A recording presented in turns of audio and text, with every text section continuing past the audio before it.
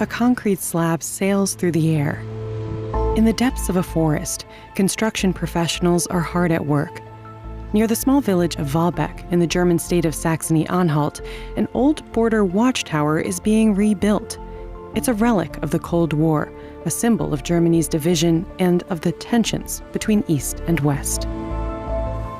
Great. We're so happy. We've waited 15 years. It's finally time for this tower to stand again. It's a slice of history, and it also helps our children understand what happened here. Today, it's hard to imagine the border that once ran through here. Walls and fences, mines, automatic firing devices, anti-vehicle ditches, barbed wire. Nature has reclaimed it all. A so-called green belt now flourishes where the border once stood, in the heart of Germany between Saxony-Anhalt and Lower Saxony. In what was once a death strip, a natural paradise has arisen.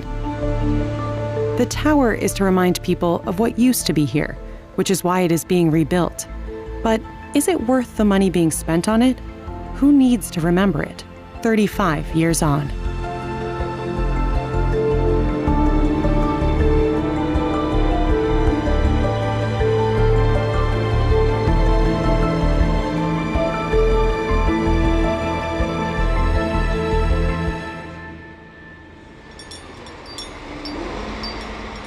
Once completed, the border tower will again be 11 meters tall.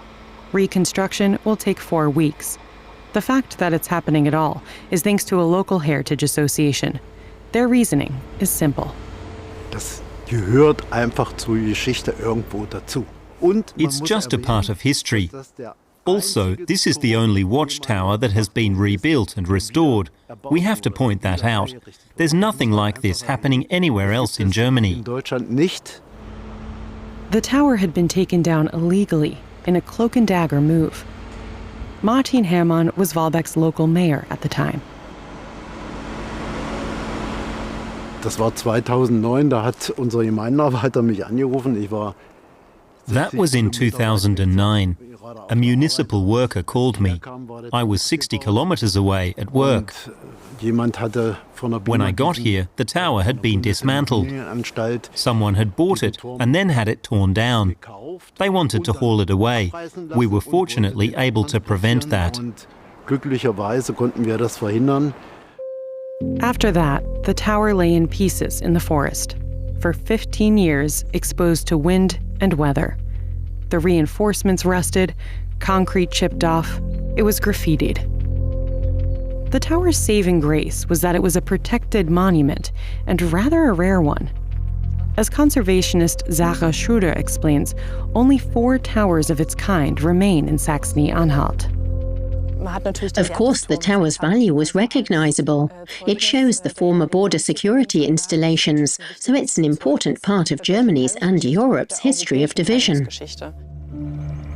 Hundreds of watchtowers once stood along the inner German border. Nearly 1,400 kilometers in length, the border sliced through Germany for decades, heavily guarded and continually being optimized. For refugees, mines and automatic firing devices turned it into a deadly trap. The border separated Germany's population, and villages that lay close by were swallowed up by the restricted zone. Villages like the tiny Walbeck, close to the tower. Martin Hermann moved here in the 1970s, while Ulrich Mühe of the local Heritage Association grew up in Berlin. As a child, Hermann was regularly allowed to visit his grandparents here with his family. Entry was only allowed with a special permit, with freedom of movement highly restricted. You couldn't access here, no. You could get as far as the edge of the forest. That was the limit. If you'd got to the forest, they'd already be asking, "What are you doing here? What business do you have here?" Up ahead, there were trees with apples and pears, but you couldn't just go there. We found that tough. Das war schon schwierig. Wir konnten auch relativ We could get relatively close too, because at the time my grandfather had cattle here and we helped with the cattle drives. But yeah, there were very clear limits on how far you could go. Ich bin ja immer schwarz reingekommen. I always got in illegally. My brother-in-law would always smuggle me in his trunk. That certainly wasn't without its dangers, but over the years I got used to arriving in the trunk to see my then girlfriend, my wife now, of course. Zu kommen oder meiner Frau jetzt ist klar. For decades, that was life within the restricted zone, from the Baltic Sea all the way down to near the Czech border. Then, November 1989, the fall of the wall and freedom to travel. The people were overjoyed. Wiedervereinigung findet sowieso hier statt. Ach so. Wo kommst du her? Aus Wolfsburg. Ich komme aus Magdeburg.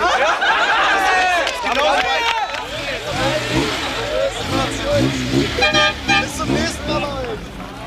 Jetzt nicht mehr. Jetzt ist Feierabend.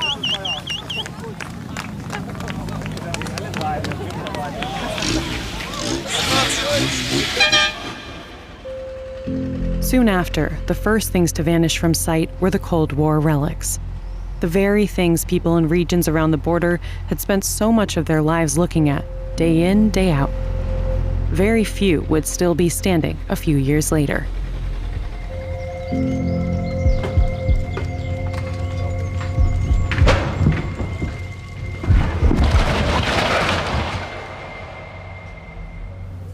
Inge, shall we start clearing things out upstairs? Stapelburg, in the Harz Mountains.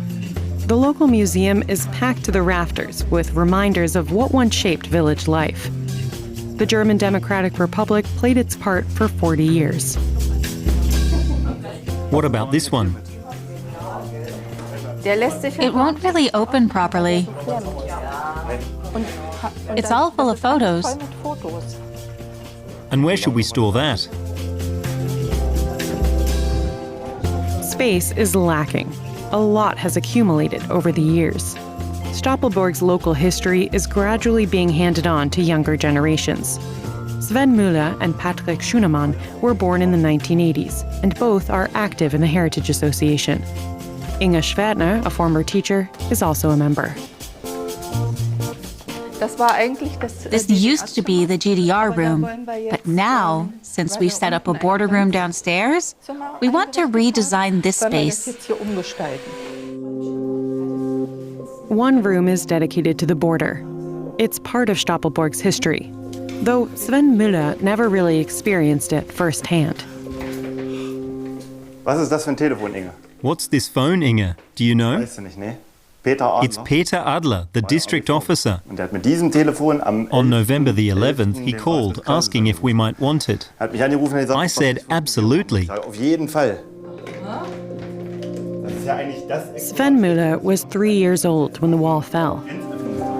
Inge Schwertner grew up in the restricted zone, living and working there. For her, the border was daily life. You were always being checked, everywhere. Once, I had a parent-teacher meeting in Abbenrode, and I didn't have my ID on me. I was stopped on the way there. No ID, they said? Then we'll take you with us, off to the unit. But luckily, the father of one of my students was there, and he said, "Oh, I know her. You can let her go." Interest in this part of local history is growing. The border has even been rebuilt as a model.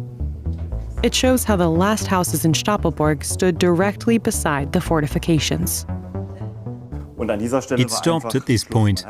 They even set up some flower boxes and this decorative wall, something that wasn't that common at the border. After that wall, the actual border security installations began. The alarm fence, the anti-vehicle trap, and finally this outer wall. These visitor platforms also existed on the western side, and a border information point. People could learn about it all. You could climb the tower and watch Easterners. That exact view from the west can still be found in television archives. Wenn Sie jetzt hier rüber schauen, Dort sehen Sie den Betonturm. Und links von dem Betonturm an dem Metallgitterzaun befindet sich an der Oberkante ein Selbstschussapparat.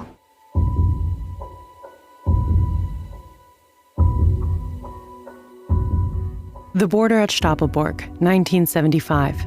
Deadly for anyone who tried to cross it. Right at the edge of the village stood a watchtower. The small bunker beneath it could barely be made out from the west.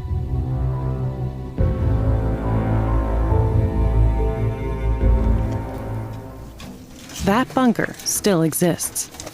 After 30 years in hibernation, young Stapelburg residents are now looking after it. Sven Müller and Patrick Schunemann from the local Heritage Association are clearing up. What do we do with this? Sign can stay, but not the sheets. And the bag. Today, the bunker serves as a museum. The Heritage Association has gathered a large collection of border artifacts. Here in the front was the common room for the border guards. They'd be deployed at any sign of disruption. If an alarm went off, this is where they'd leave from. In the back area, you can still clearly see something different. The border reporting network was installed here. It was basically a radio system with lights where you could see what had been triggered. Straight ahead was the toilet. Around the corner, it led up to the BT-11, one of the round observation towers. They were 11 metres high, hence the BT-11 name. From here, the border guards could enter the tower directly and continue surveillance from there. If an officer said, "Something's happened at the border," it meant, "Grab your weapons and go." This, too, is local history, Sven Müller says. He's read up on it. Photos show how the bunker's surroundings once looked. This is the bunker from the back. Here you could park a truck, move unseen into the command post, and then go up the tower. The Heritage Association breathed life back into the bunker in 2019. Sven Müller regularly opens it to guided tours. It's one of Stapelburg's most important stories, to give people a vivid experience. Soldiers sat here, and they would shoot you if you tried to cross. It's definitely history you can touch somehow. You're somehow actually holding it in your own hands. That's why it's so important. Only this stump remains of the original watchtower. It was torn down as early as November of 1989. Out of sight, out of mind, as people said back then. It's absolutely understandable that the people on the ground, in the communities at the border who had to look at this day after day, wanted to get rid of it quickly. You can't really blame anyone for that. But there were some places where people were already thinking long term.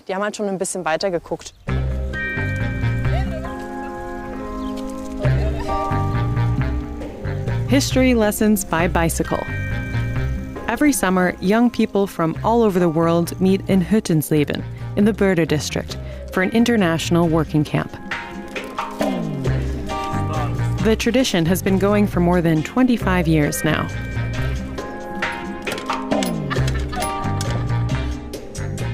The wall is still standing in Hüttensleben as a memorial. First up is a tour of the former border fortifications.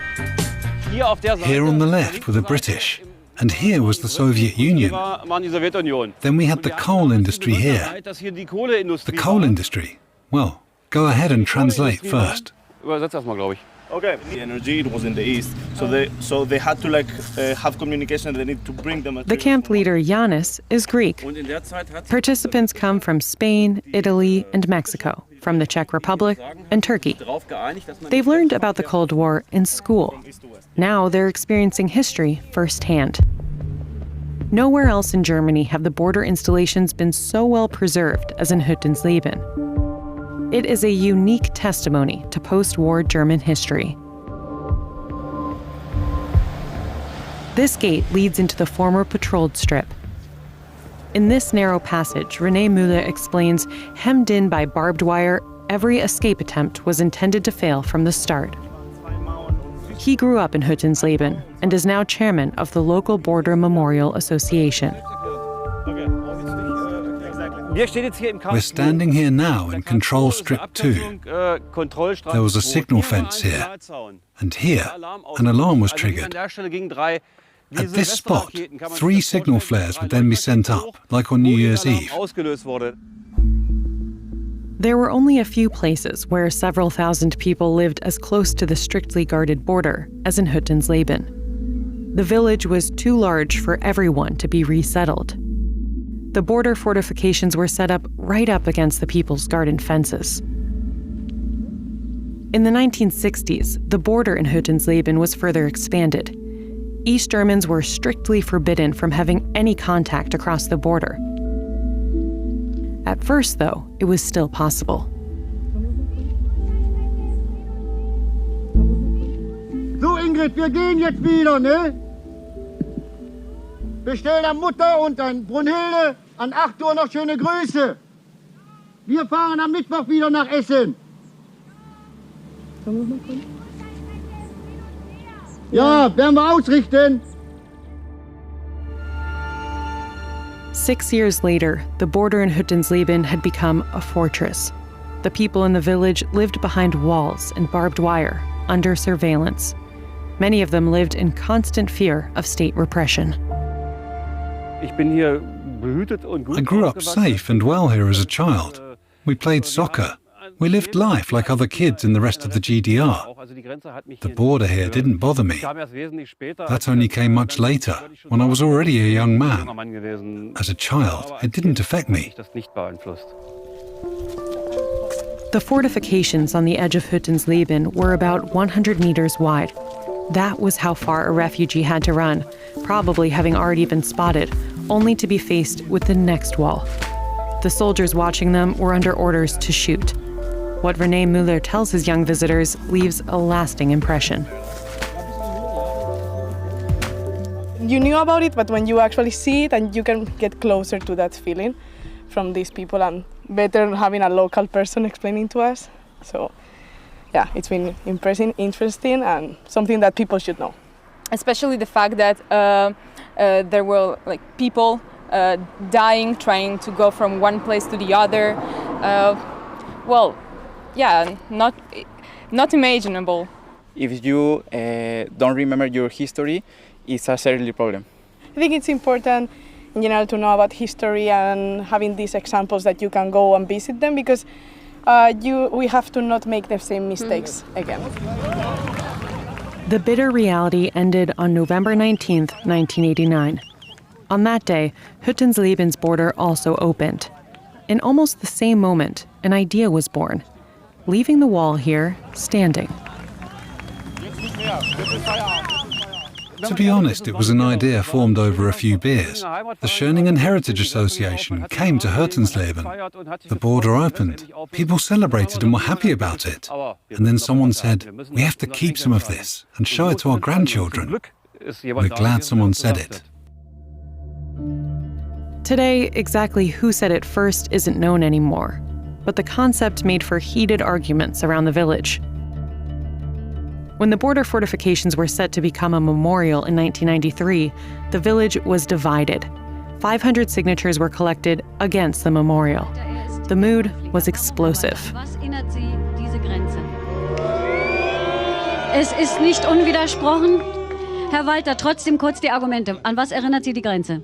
An 40 Jahre im Leben im Schatten dieser Grenze, im Sperrgebiet, an 40 Jahre Spaltung Deutschlands, die mitten durch die Familien ging, an 40 Jahre Kalten Krieg. Und wir möchten ja gerne die späteren Generationen behüten vor solchen Mauern. Diese Grenze lastet wie ein Fluch auf uns.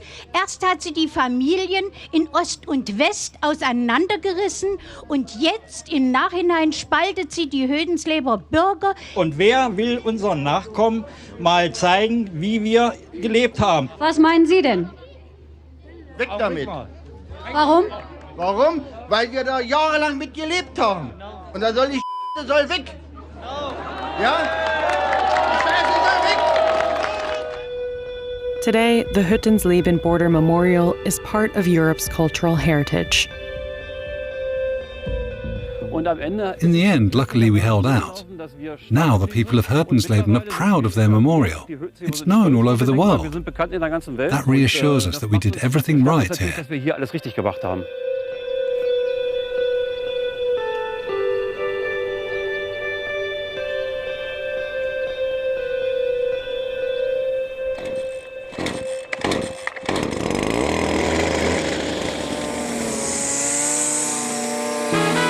In Vogtland, by the Harz Mountains, the buzz of brush cutters fills the air.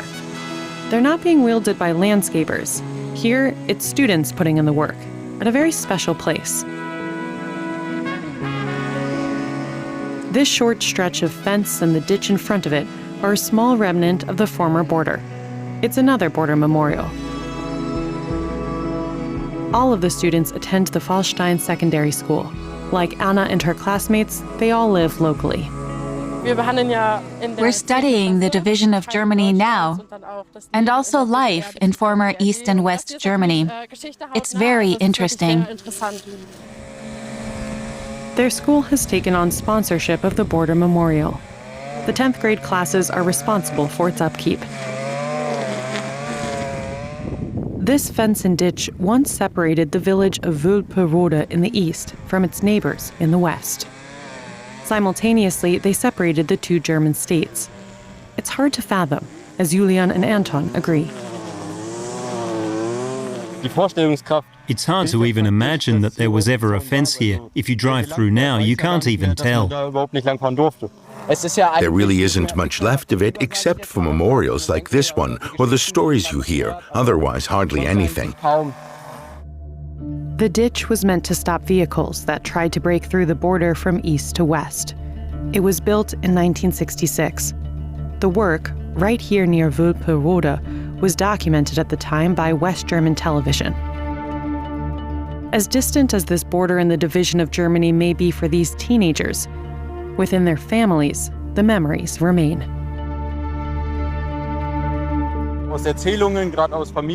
You learn quite a lot from stories, especially from family, friends. Many were in the collectivized farming program back then, so you hear a lot of stories about the border, what went on there, including illegal border crossings. Not so much in my family now, though. I think for our generation, it's really very difficult. I think you can never really understand it secondhand. With this, though, we're trying. I mean, we're the only school that has something like this, and that's good. I think that's really good. The unique sponsorship began in 2015. The Grenzerkreis Abendrode, an association of former East German border soldiers and Federal Border Guard officers, was looking for help to keep the overgrown remainder of the border tidy. History teacher Sebastian Knobe spotted an opportunity. The students hardly have any emotional connection to the border anymore. They know a lot because they come from the region, from their parents, grandparents, acquaintances. Of course, though, over the years, a lot of that may get passed on less accurately. When you then look at historical photo material and say, before, you wouldn't be allowed to stand here without risking your life, then it becomes clear. They're not so much moved emotionally, but it becomes clear to them. We just cut it back again so that the path is at least a little walkable. You have to be careful, there are also holes here, right? This path was once a village street in Jarzau, in the historic Altmark region. Today, it's where documentary filmmaker David Ruff and conservationist Dieter Leupold are going. Over 50 years ago, the small village here was demolished and leveled. It's hard to imagine that people once lived here. Today, smartphones can help uncover the vanished village once more. Over here must have been Heinrich Schmidt's farm. There were still houses here. And this was the old center. Yes, the place was laid out by the big farming families as a sort of circular village. In this little wood, the village of Jarzau once stood, surrounded by Lower Saxony on 3 sides. Because of its border location, all residents were forcibly resettled in the 1960s. Their farms were razed to the ground. We find the remains of a bygone time and hear the stories of a small village that had to disappear because it was in the wrong place. An app called Grenzwandler shows it as it used to look. The smartphone becomes a time machine, displaying historical photos and eyewitness memories. On the right was a barn, on the left the sties. Cows, pigs, horses, chickens, ducks, geese. Friedel Schäfer is one of the last residents who had to leave Jarzau. Today, she is 80 years old.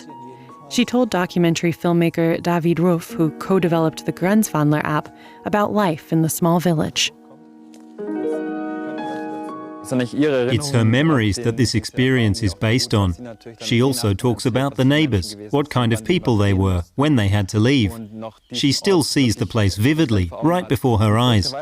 She took a lot of photos. Those are among the only authentic pictures that still exist of the village. While there are hardly any traces left, history comes alive on the smartphone. The user can decide for themselves how much time they spend where and what they want to discover. The very personal eyewitness memories give a different perspective. David Ruff has experienced it himself. In conversation with the eyewitnesses, you get a feeling for what it actually was like, the restricted zone, what it really meant to need a pass permit, what it was like to be constantly controlled, what it meant to lose your home overnight, to be loaded onto a truck and have to start again.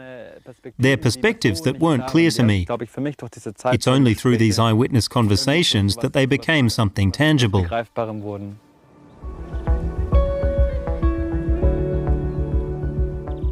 Only a few kilometers from Jarzau lie the Kusebruch Meadows. Once right on the border with West Germany, today, they too are part of the Green Belt.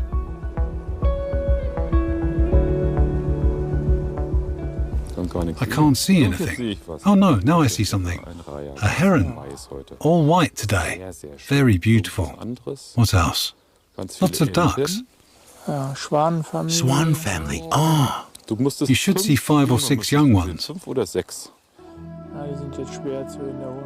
Dieter Leupold from the environmental NGO BUND is out here with his colleague Olaf Olenek. Both know the former borderland well. They've lived here for decades. They first got to know the region from different sides, though. I once served here on border duty during my military service, from 1988 to 1990, so right during the time of reunification. And I experienced how the whole border installation system, with everything that went along with it, really collapsed. I'm from West Germany, born in Hamburg. As a young adult, I only knew it from the west side. I still remember very well how we'd watch the birds on the Elbe, and it was already clear then that it was something special. The cranes and sea eagles always came from the east. Protected within the sealed-up border, a unique natural habitat developed over the decades. Rare species and biotopes were able to thrive, left almost undisturbed. As early as December of 1989, the idea was born to protect this natural area. BUND, the German member of Friends of the Earth, took up the cause. It was to be the birth of the Green Belt. Ever since, precious wildlife refuges have been drawn in, like pearls on a string, from the Baltic Sea to Vogtland.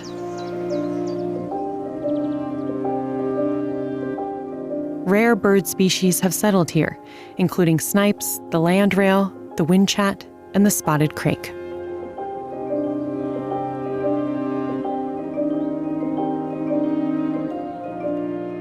What we've achieved here, most importantly, we've preserved it and carried it into the future. That hasn't happened elsewhere, and that's perhaps one of the greatest things we've achieved here. The Green Belt is definitely a success story. It's the largest network of biotopes in Germany. That in combination with the culture of remembrance. that it's also a monument to peacefully overcoming the division of Germany.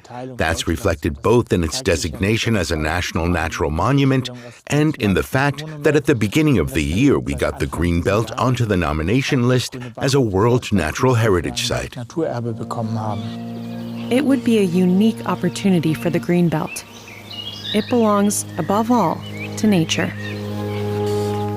Time and again, however, places are uncovered here that recall human tragedies.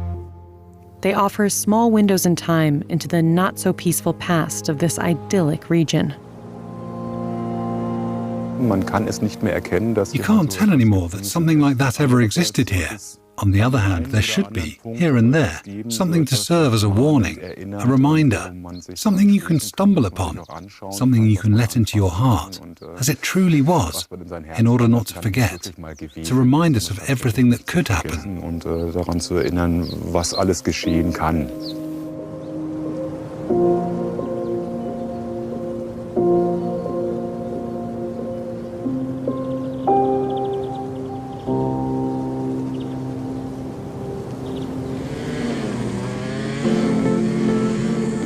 After the first hour of diligent work, the border monument in Wülperode slowly begins to reappear.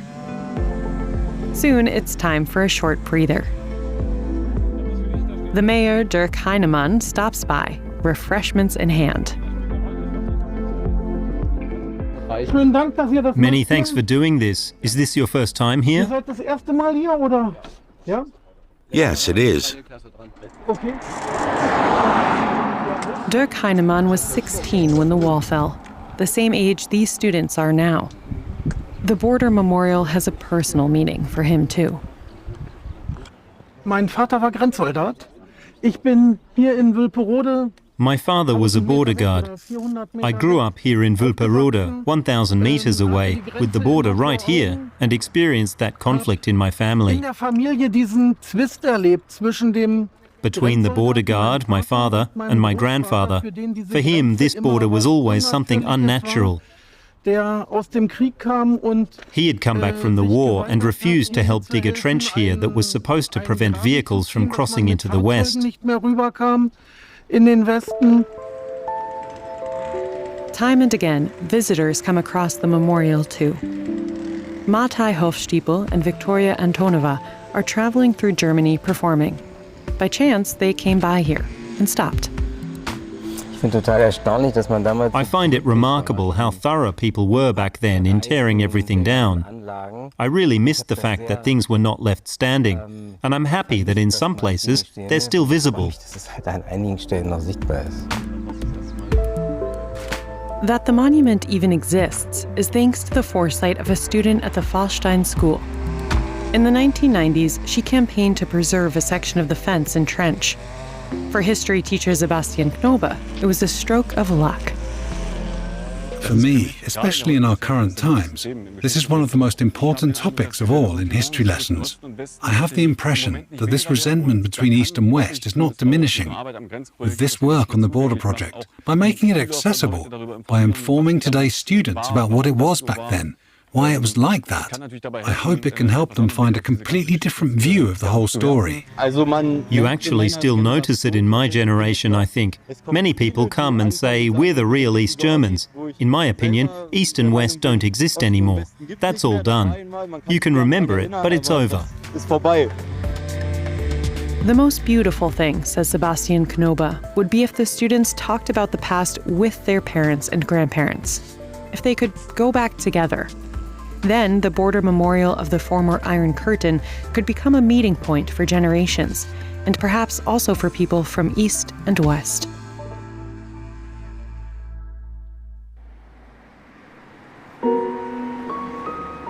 The Iron Curtain was torn down 36 years ago. In Stapelburg, it happened on November 11, 1989.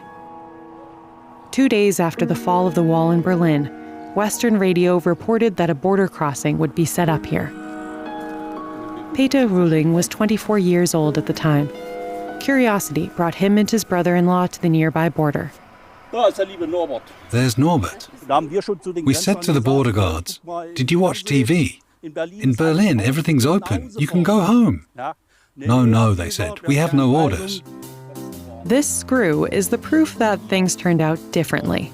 The authorities decided to open the border. Without tools, however, nothing could be done. Cue Peter Rühling and his brother-in-law, Norbert. We said, we're here with our car. Of course, we have tools with us, and we'll gladly start unscrewing here. The border guards stepped aside, and we loosened the first screws. We unscrewed the first section, and the border was already open. You can see it here, in the photo. Then we were the first to walk through, and the border guards came after us. On the bridge stood Herr Simon, from the West German border guards. He immediately asked us if we wanted asylum. We said, no, we don't want asylum. We just want to take a look and then go home again later. Once the first spot was breached, the people of Stapelburg surged ahead. The dividing wall to the west was torn down.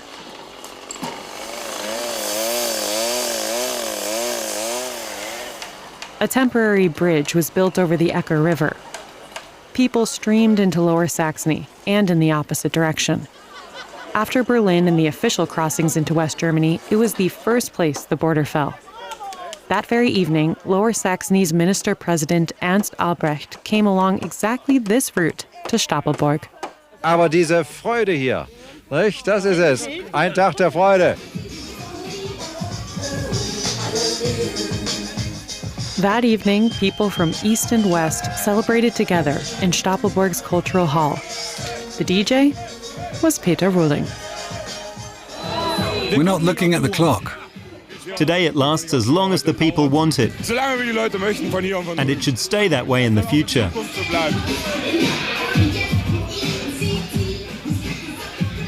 It was a barrier-free night.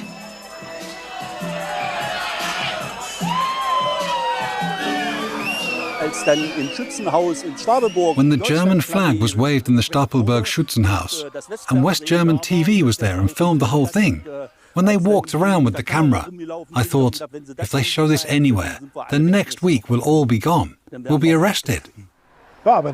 Thankfully, that didn't happen. Still, you were a bit uncertain. It did turn out well. The border remained open. The memory of it shapes Stapelburg to this day. Every November 11th, the opening of the border is celebrated.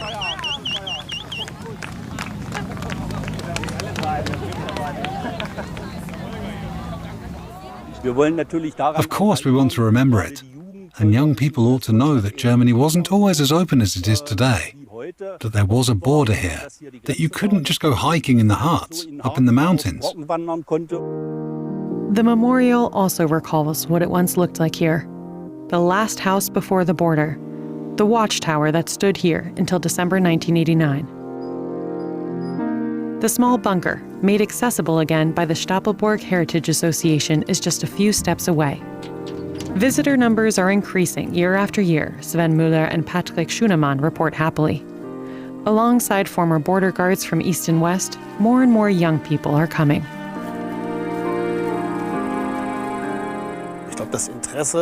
I believe interest in being able to relive things is definitely on the rise. You notice it with your friends, and in the Heritage Association itself.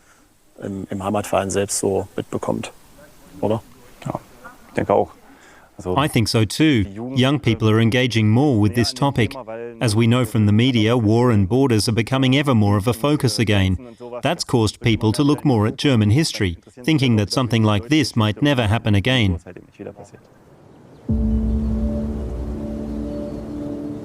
Walbeck in July. A few months after our first visit, the border watchtower is standing.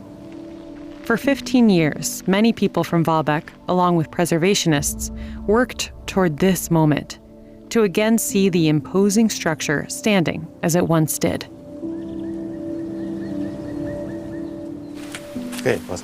What's still missing is the door. Still, it's always a surprising sight when you come back up here, to see that the parts aren't lying over there in the woods anymore, but are neatly stacked up here again. It's more than that. The watchtower has been restored to heritage standards.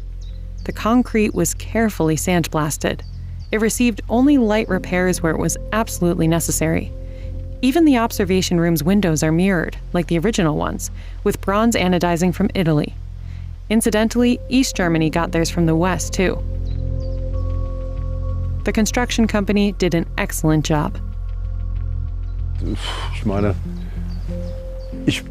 I mean, it looks like it used to. When you approach it now, the tower has practically regained its original character. It's back. I said, it looks like new. It turned out well, and it didn't turn out too polished. It hit exactly the point where I can say, this is what we wanted to achieve. Almost 200,000 euros from a heritage preservation fund went into the planning and reconstruction of the tower. It would be the memorial's salvation.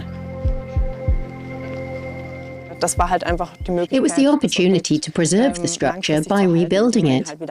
Otherwise, we probably would have had to leave it to the elements or carry out repair work on the segments on location. It won't be possible to climb the tower. Nonetheless, it reminds us once again that the inner German border once ran here, close to Walbeck. Many in the village had given up on the reconstruction. Now, the longtime mayor and his fellow members of the Heritage Association say the unique project has strengthened local identity. Thanks to its location right on the Greenbelt, the tower is set to become a tourist hotspot for hikers and cyclists. For the Greenbelt, it's important that there's a point of contact here and that people of Walbeck can remember.